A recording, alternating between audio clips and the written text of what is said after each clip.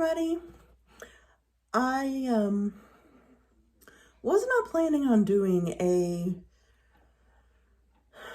have to TBR for May, but I think my book slump's over, and I have one every year at this time. It's crazy. So I'm currently reading 2 books. One's going better than the other. So I'm going to include the 2 books that I'm reading now, and I let my mom pick numbers for my friend TBR shelf, and I let her pick 3. So that'll be 5 by the end of May. So I'm hopefully going to get to more, but, you know, just stick with 5 for now. So the 2 that I'm reading, maybe.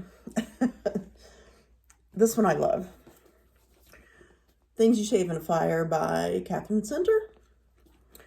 And it's really suede, like soft, floppy paperback. My favorite kind. So this is so far totally not what I expected. I was an EMT for 15 years. I was not a firefighter. So, but, you know, we were all in the same EMS field.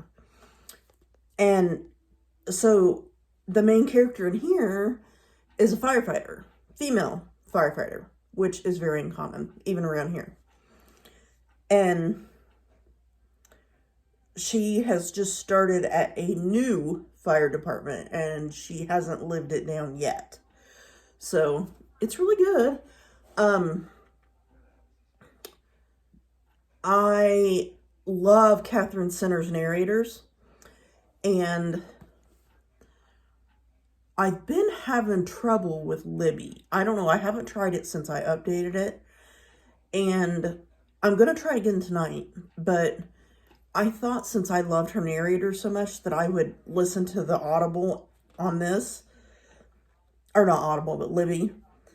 And so I was listening to the audiobook, and it kept skipping and messing up, and I restarted and it was still doing that. It went from 1 chapter to chapter 11, and I'm like, what the heck's going on? So hopefully it'll work good tonight. So I'm listening and following along in this book. I've seen people do that, and I'm like, why do they do that? Like, what's the advantage? And I kind of like doing it. So, because when I listen to audiobooks, I know people say that they have to or that they go, they clean their house, or they take a run, or they walk their dog, or they, a million other things, or they work, and I'm like, I can't do it. I cannot do it. I have to literally lay there in my bed, perfectly still, and listen, because if I do anything else, I won't hear what I'm listening to. I get distracted easy. So listening and following along gives my hands something to hold, and I pay attention better. So it's pretty cool. So that one I love so far. This one is an author who I love watching her, and she's really cool. And I've never read her before, though. Kristen Harmel, The Book of Lost Names. And this is another really soft cover, floppy paperback book. And I'm on chapter 2? Chapter 11? How did I get that far? It's not bad. I do like it. I just don't love it. And I love historical fiction, so I don't know. But this was the first book I tried after my reading slump.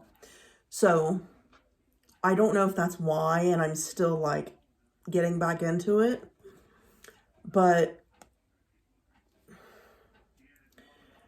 it's historical fiction about the Nazi regime And this girl and her family, the girl tries to save her dad, and that's as far as I got. So, I am still reading it. I'm going kind of slow. I didn't know I was that far. But I'm reading this one. And then the 3, I kind of let my mom pick. This one I'm kind of confused over. It's Anne of Manhattan by, it's dark in here, Brina Starler. And it says, she's a long way from Green Gables. So is this a retelling of something? Or, I haven't looked it up, so I don't know. It is a floppy paperback. I can't see the back, it's too dark. Oh, it says L.M. Montgomery's classic tale, Anne of Green Gables, gets a romantic, charming, and hilarious modern adaptation set in New York City. I don't know if I like it. I'm not a fan of L.M. Montgomery, which I know everyone else is. Okay, so we'll try that one. It's not that thick, so maybe I'll get through it. And this one, I had it on my friend's shelf because my friend got it for me like a couple months ago. It's a Christmas book, which I don't mind. Emma Davies, The Little Shop on Silver Linings Street. It says an absolutely unforgettable Christmas romance. Such a cute cover. And another really soft paperback. What is it? I have 5 soft paperbacks. That's pretty cool. And it has, I think it says 300 pages. So, I've never heard of this author. But there's a character named Daisy, and that's my aunt's name. And it says something about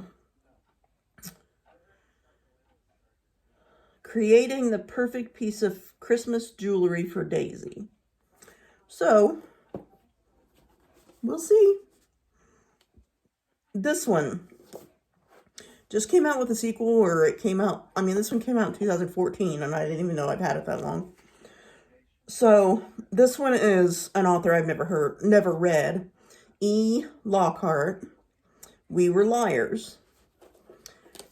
And I just saw the sequel. I don't know if it's out yet, or if I'm like behind the times, but I just saw it somewhere.